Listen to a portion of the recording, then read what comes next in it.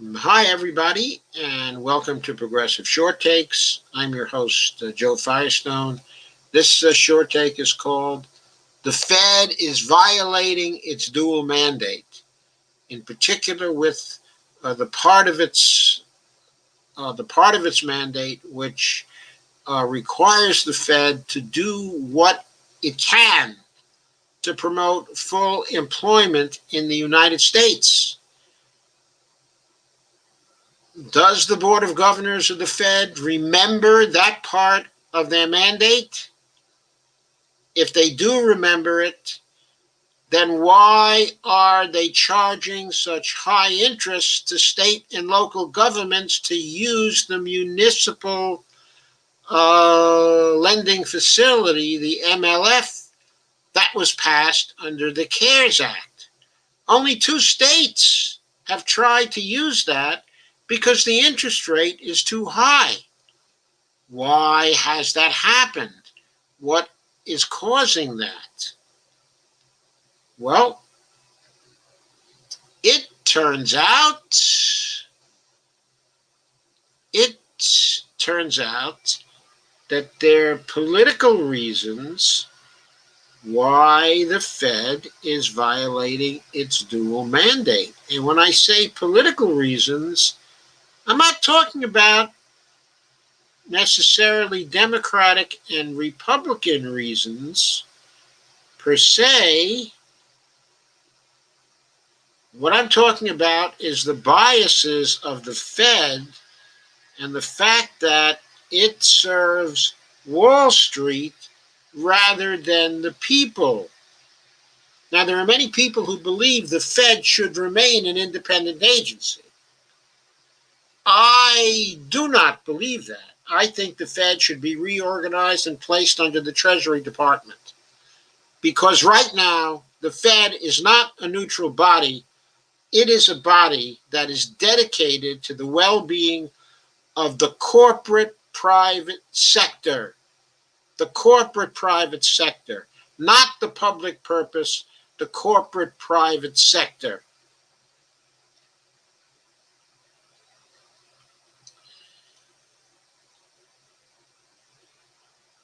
Specifically, what is stopping the Fed from getting rid of the counterproductive and unnecessary penalty rate and generally poor terms that the MLF has for state and local governments, such that it's only been used twice, leaving close to $500 billion in borrowing authority unused? According to the Brookings Institution, state and local revenues are going to decline by between $467 billion and $544 billion between now and 2022. This is about the size of the money in the lending authority that's there now.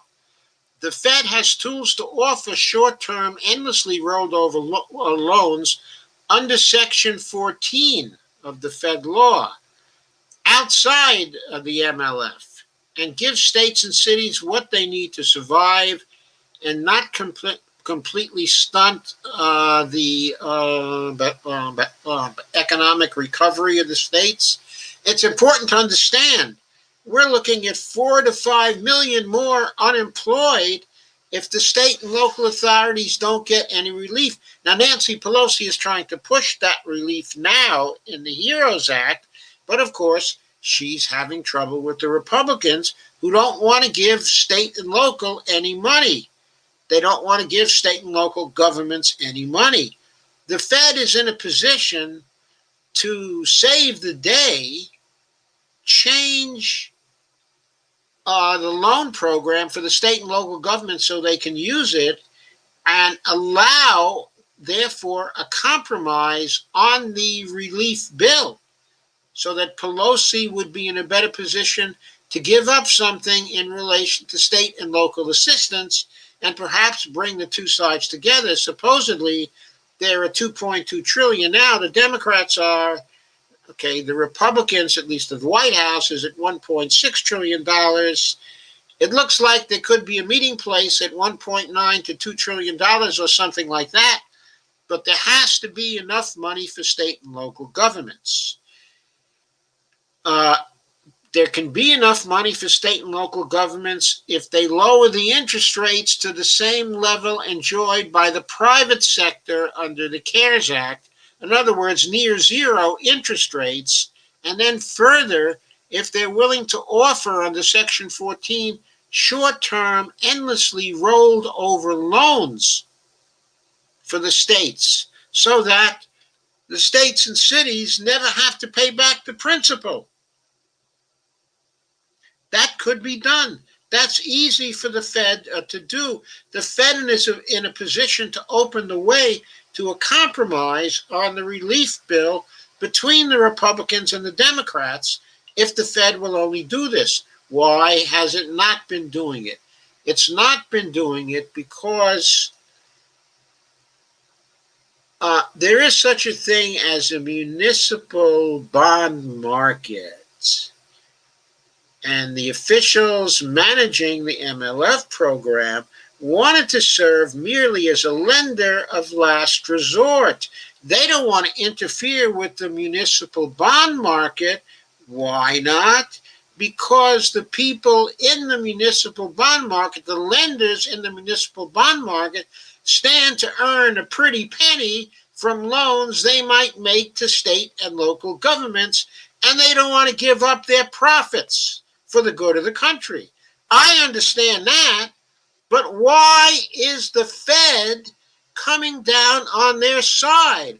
Why is it defending the municipal bond markets? Why is it seeing to it that the bond lenders get what they want and the state and local governments don't get what they want? Why is the Fed privileging private sector, profit-making corporates in the private sector over state and local government and state and local government employees?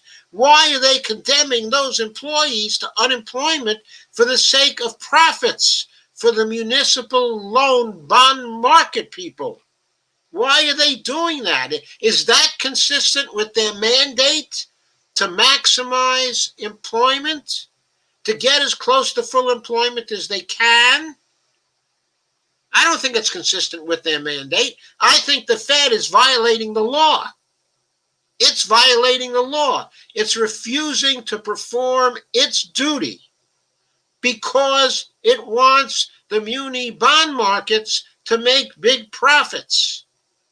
It's refusing to do its duty and see to it that state and local employees do not lose their jobs. It's as simple as that. As Professor Bob Hockett says, it's a very clubby sector of the financial services industry. They have a kind of oligopoly status, unquote. And he also says, quote, that in turn stays with people who leave to go to work in government. So they use the revolving door. They go to work in government. They previously worked in the financial services industry. They want to protect the profits of the people in the financial services industry so they can get good jobs when they go back. But they are violating the law. They're violating their trust. They can't be doing that. They've got to do what they're obligated to do. They are public servants. They need to continue to be public servants.